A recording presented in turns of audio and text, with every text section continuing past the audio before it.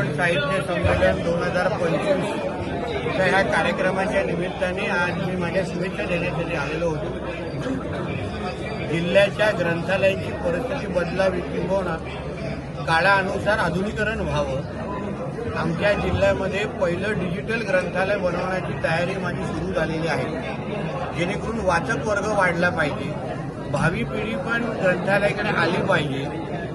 जगभरामध्ये जे ग्रंथालय आहे तिथे लोक तासनतास बसतात, तरुणी पण तिथे येऊन आपला वेळ घालवतात।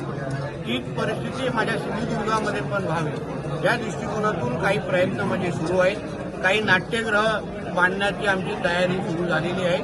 एकंदरीत आमच्या जिल्हा आणि कोकणाचे साहित्य संमेलन साहित्यिकांसाठी साहित्याचं जतन करण्यासाठी जे प्रयत्न सरकार म्हणून आम्ही करतोय ते मी माझ्या भाषणाच्या माध्यमातून सांगितलं। मालवणी संदर्भात एक हे व्हावं नाही, आता मराठी भाषा भवन हे मुंबईमध्ये बनत आहे, म्हणजे दिमागदार बनत आहे। आम्हाला प्रत्येकाला त्याच्याबद्दल अभिमान आहे। तसंच कोकणासाठी आमची मालवणी भाषा बोली भाषा म्हणून आम्हाला सगळ्यांना त्याच्याबद्दल सारखा अभिमान आहे। म्हणून आमच्या कोकणामध्ये कुठल्याही जिल्ह्यामध्ये रत्नागिरी, सिंधुदुर्ग, रायगड कुठेही एक मराठी मालवणी भाषा भवन म्हणून एक बनावं असे एक विचार मी इथे मांडलेला आहे।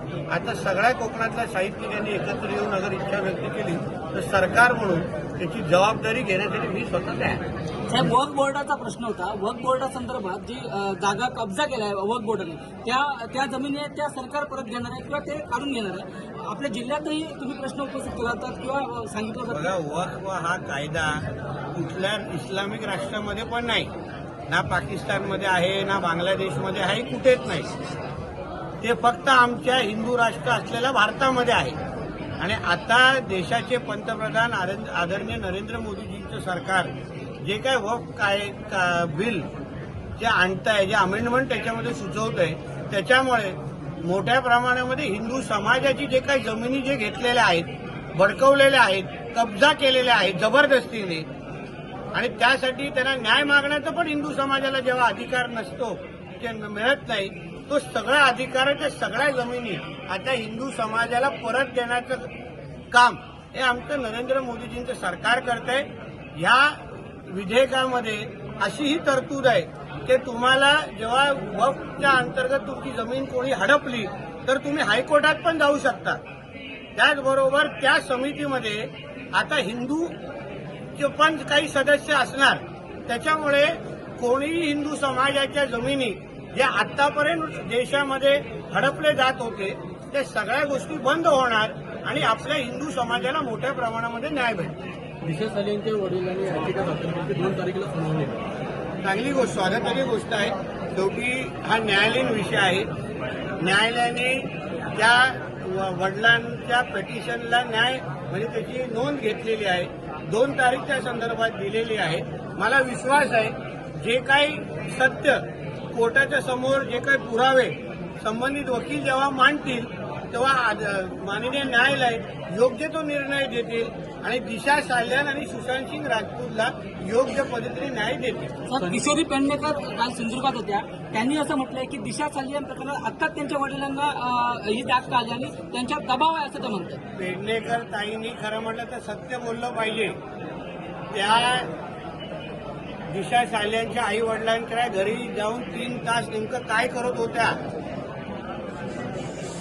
काय किती दबाव तिने टाकले, किती धमक्या दिल्या, त्याच्या वडिलांनीच स्वतः सांगितलेलं आहे की आम्हाला ब्रेन वॉश केलं जात होतं। पेडणेकर ताईवर, किशोरी पेडणेकरांवर आम्ही आरोप केलेला नाहीये, दिशा साल्यांच्या वडिलांनी केलेले आहेत।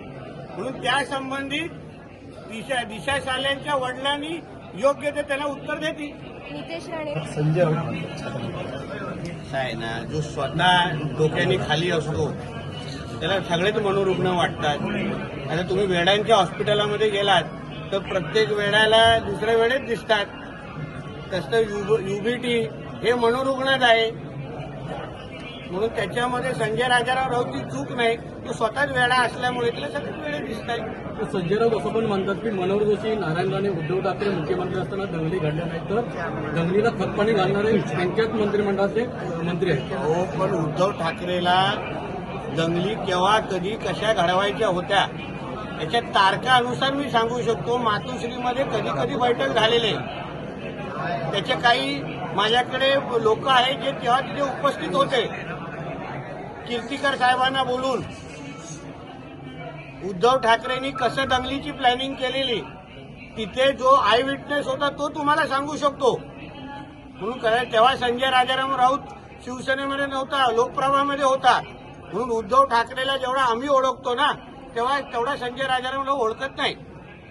साहेब, मुसलमान